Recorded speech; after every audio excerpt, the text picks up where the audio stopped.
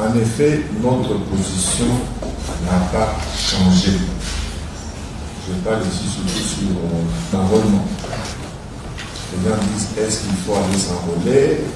Est-ce qu'il faut patienter? La position du PPRD est restée la même pour des raisons évidentes. Quand je dis le PD, il y a aussi les amis du FCC. Nous avons fait des déclarations ensemble. Pour la famille politique du président Kabila, notre position est claire. Elle n'a pas changé. Elle se présente comme suit.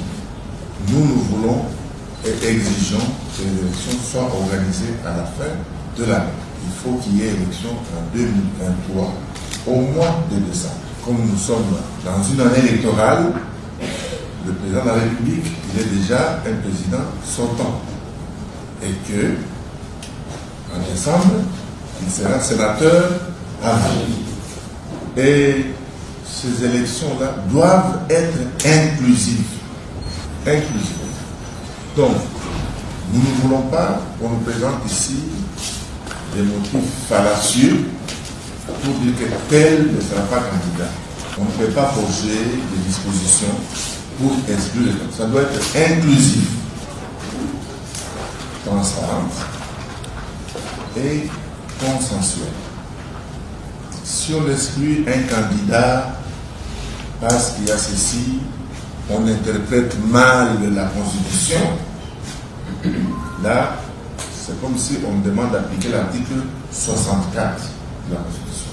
Pour obtenir la crédibilité, la transparence et l'inclusivité, notre exigence n'a pas changé. Nous n'avons même pas évolué dans un sens comme dans un autre. La crédibilité passe par une CENI consensuelle. L'inclusivité passe par une CENI consensuelle.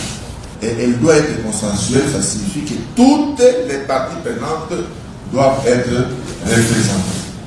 En tout cas, nous, FCC, nous n'avons aucun représentant à la CENI. PPD, on n'a aucun représentant. Ceux qui ont fait l'aventure, ils étaient là avant même d'être nommés.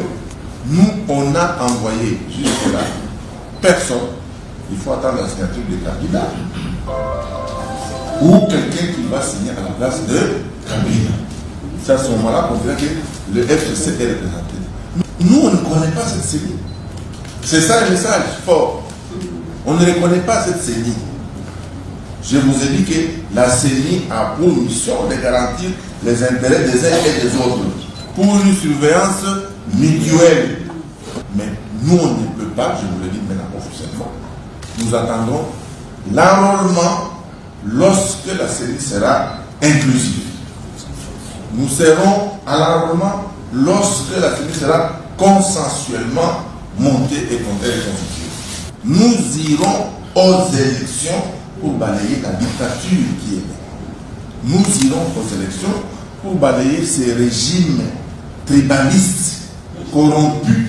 Nous irons aux élections pour enlever cet État failli, cet État déliquescent, cet État déstructuré. Nous irons aux élections pour faire partie des voleurs.